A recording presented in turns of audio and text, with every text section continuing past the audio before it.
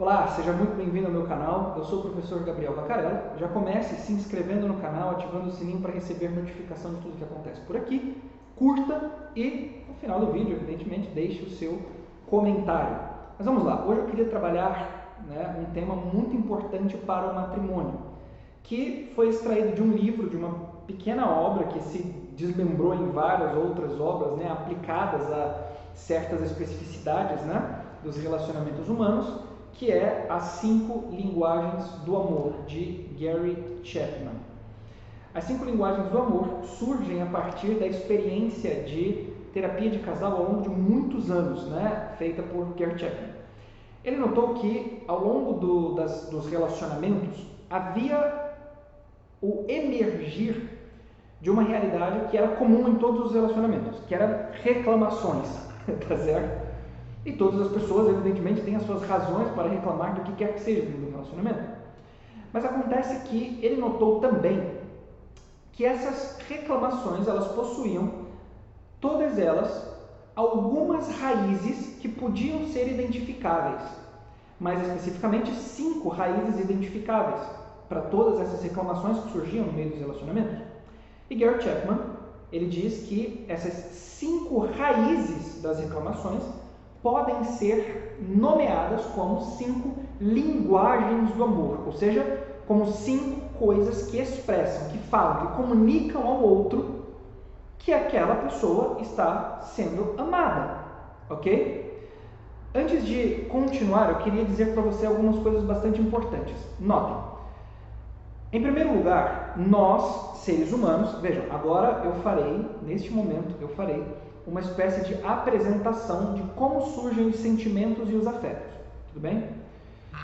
Os sentimentos e os afetos, eles surgem necessariamente a partir de estímulos exteriores, tá certo? Então, há sempre que um afeto surge, algo fora de nós que desperta na nossa interioridade um sentimento. Por exemplo, quando nós estamos caminhando na rua e vemos ao longe, tá certo? Aquele M amarelinho, tá certo? Num outdoor, assim, todo bonito. Naquele exato momento em que nós vemos aquele M amarelo, é como se o nosso estômago nos comunicasse um desejo por batatas, ou por um hambúrguer, ou o que quer que seja nesse sentido, Então, veja só. Primeiro nós vimos, e aquilo que nós vimos fora, essa realidade externa, gera algo dentro de nós, tá certo? Há um apetite que dentro de nós é estimulado. E esse apetite, darei um nome, o apetite concupiscível, parênteses. Existem essencialmente 2 apetites interiores, que são o apetite concupiscível e o apetite irascível. Para que eles servem? Como eles funcionam? Eles são como que os princípios dos nossos sentimentos e das emoções, assim por diante, Eles funcionam do seguinte modo: o apetite concupiscível é aquele apetite que deseja o bem imediato, como comer, o prazer sexual e assim por diante. O apetite irascível é aquele que deseja um bem árduo, que quer afastar o mal imediato para abraçar um bem mais difícil, para correr atrás de um bem mais difícil, por exemplo, a conservação da vida diante de um perigo, ok? Agora veja bem, no momento em que nós vemos aquele M, imediatamente o apetite concupiscível é estimulado por ele, e há uma reação física ao despertar desse apetite, que é o estômago, como que nos comunicando o desejo da obtenção daquilo que o estímulo nos está apontando, daquilo para o qual o estímulo nos está apontando. São as batatas ou o hambúrguer, ou o que quer que seja nesse sentido, ok? Então veja, os apetites funcionam deste modo, a modo de estímulo e reação, tá certo? Todos os nossos sentimentos e afetos, e que quer que seja nesse sentido, surgem a partir de um estímulo e de uma reação interior a esse estímulo, que pode ser correspondido ou não. Ou seja, eu vejo lá o M, aquele outdoor todo bonito, eu vejo, o meu apetite concupiscível é imediatamente comunicado, o meu estômago fala comigo, dizendo que, olha, acho que seria bom uma batatinha ou um hambúrguer neste exato momento. E você pode fazer alguma coisa com aquilo, tá certo? Neste exato momento, você pode tomar este estímulo, tá certo? E fazer algo com ele ou não. Ou seja, você vê aquilo e você pode, pura e simplesmente, caminhar em direção ao M, adentrar na loja, né, adentrar no fast food, melhor dizendo, e comprar um hambúrguer ou uma batata. Né? Ou você pode simplesmente, seria muito bom, mas hoje não, né? E continua sua caminhada, mas estou de dieta, mas estou economizando, mais, o que quer que seja, né? Ou seja, o teu afeto, percebam a dinâmica, te comunica alguma coisa em relação à qual você pode agir ou não, ok? E para agir ou não agir, há sempre uma decisão racional e um imprimir da vontade sobre o afeto. Eu correspondo a ele e reajo, ou eu não correspondo porque eu tenho outras prioridades a dar conta, antes das batatas e do hambúrguer, ok? Isso já diz para nós que o ser humano, mais do que afetivo, ele é espiritual. Ele possui uma dimensão que fala, né, uma linguagem que está acima do estímulo-reação, que é a linguagem da liberdade, ok? Mas, fecha aqui o parênteses, nós vamos continuar aqui a nossa apresentação das 5 linguagens do amor. Veja bem, quando um casal, né, passa por muito tempo e por muitas coisas dentro do relacionamento, é evidente que surgem as reclamações e assim por diante, como eu vinha dizendo. E essas reclamações revelam certas necessidades dos indivíduos particulares em relação ao seu parceiro, ok? Veja, que casal nunca se deparou com uma espécie de reclamação do tipo: veja, acho que nós precisamos passar mais tempo juntos. Ou do tipo, puxa vida, né? Eu não consigo de jeito nenhum fazer com que meu marido leve o lixo para fora. Ou do tipo, né? Acho que nós precisamos conversar sobre o ato conjugal. Temos falhado nisso de algum modo, né? Em algum sentido, estou sentindo falta, acho que a gente precisava de mais, ou o que quer que seja nesse sentido, né? Ou, sei lá, me parece que você não me elogia, enfim, veja, essas coisas que surgem no relacionamento, essas faltas sentidas e às vezes não comunicadas ou não ditas, do tipo, né, o sujeito sente que a sua esposa não elogia, o sujeito sente que a esposa não valoriza, o sujeito sente que a esposa de alguma forma, né, está em falta com ele de algum modo, ele não se sente desejado, o que quer que seja nesse sentido, mas não fala, mas ele tem aquela sensação. Ou a esposa que queria que seu esposo, seu marido fizesse algumas coisas, mas ela fica na reclamação e não diz para ele claramente o que é que ela desejava. Veja, isso é muito comum nos relacionamentos, né? Gary Chapman, nos seus atendimentos, ele notou que haviam raízes, haviam linguagens, tá certo? 5 especificamente, que diziam respeito a todas estas coisas que compunham as reclamações e que faziam com que a outra pessoa que as estava fazendo se sentisse mais amada. Nota que, veja, as exigências por carinho, por presença, por ato conjugal, por presente, por elogios, por sentir-se desejado, por que quer que seja, todas estas coisas revelam não só uma espécie de necessidade do sujeito, mas que essa necessidade corresponde ao modo segundo o qual o sujeito se sente amado. Consegue notar isso aqui, sim ou não?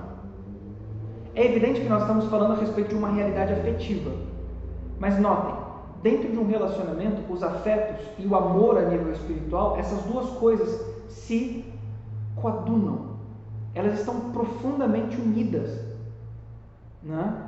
A paixão, o afeto, de fato, aquela realidade mais carnal, ela está intimamente vinculada ao amor a nível espiritual. A decisão que você tomou pelo outro é revelada naquilo que você faz cotidianamente pelo outro, na tua entrega diária, no que você entrega por ele, no como você o faz se sentir. Afinal de contas, é impossível afirmar que alguém ama uma outra pessoa e ao tempo todo faz com que aquela pessoa se sinta um nada, um lixo, entende ou não? É ridículo pensar desse modo, concorda comigo ou não? Ou seja, é necessário que o amor alimente de alguma forma os afetos, que, por sua vez, à medida que são alimentados, alimentam também o amor. Entende ou não? Gary Chapman notou essa realidade nas reclamações dos cônjuges ao longo dos seus relacionamentos. E essa realidade é bastante peculiar, porque, veja, as linguagens reduzidas a 5 são as seguintes. Eu vou dizer para vocês quais são agora, e vocês vão notar que, de fato, é mesmo assim, né? As linguagens são, em primeiro lugar, palavras de afirmação. Em segundo lugar, tempos de qualidade. Em terceiro lugar, presentes. Em quarto lugar, atos de serviço. E em quinto lugar, toque físico. Todas essas 5 linguagens revelam de algum modo aquilo que faz com que os indivíduos se sintam amados e ao mesmo tempo também a forma como eles dão amor, certo?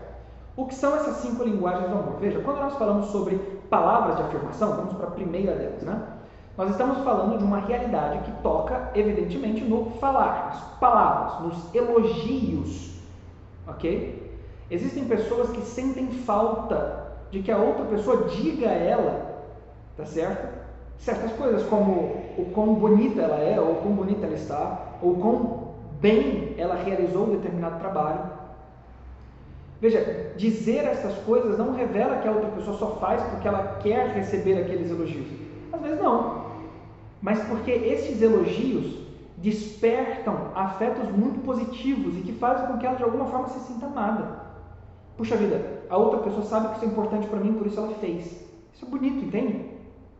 Em segundo lugar, existe a realidade do tempo de qualidade, que é o seguinte, veja, sabe quando você se dedica a passar tempo com outra pessoa e você, veja, já viram aqueles vídeos de Instagram ou coisa desse sentido, né?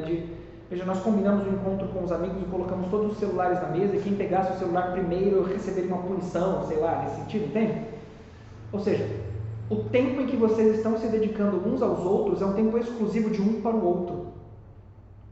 Às vezes, quando o cônjuge diz, veja, acho que a gente não passa mais tanto tempo junto, ele pura e simplesmente está te dizendo, olha, eu queria que nós dedicássemos mais tempo exclusivo um ao outro. Porque, veja, quando você se senta para jantar e começa um diálogo, o que é que teu marido faz? O que é que tua esposa faz 10 minutos depois de começarem a conversa?